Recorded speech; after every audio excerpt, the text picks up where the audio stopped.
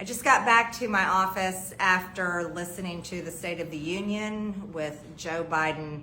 And part of the time we couldn't really understand what he was saying as he was yelling at people, yelling through the applause and mumbling through his words. Some of the things that we did hear didn't make any sense.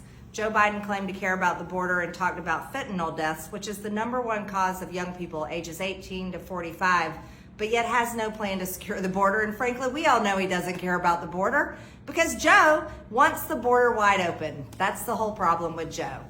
We also heard him talk about McDonald's non-compete fees. Well, I gotta tell you, ladies and gentlemen, I don't hear anybody at home worrying about these terrible fights between different fast food companies.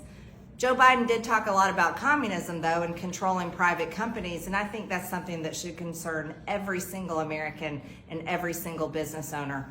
I will tell you one thing Joe Biden did lie about. He didn't know what he was talking about a lot of the time, but he did frankly lie, talking about Republicans and Social Security and Medicare.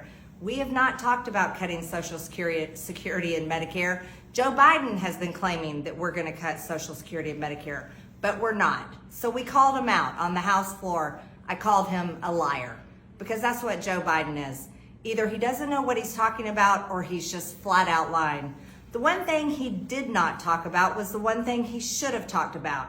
He should have apologized to America for the Chinese spy balloon that he allowed to traverse across our country, spy on our military bases, spy on our food factories, spy on our cities, spy on our entire country. They knew about it on January 28th, still allowed it to enter our airspace, spy on our country, and never did a damn thing about it until it left our country on February 4th.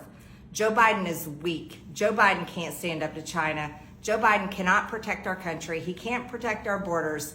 And Joe Biden doesn't know anything he's talking about. That's the state of our union.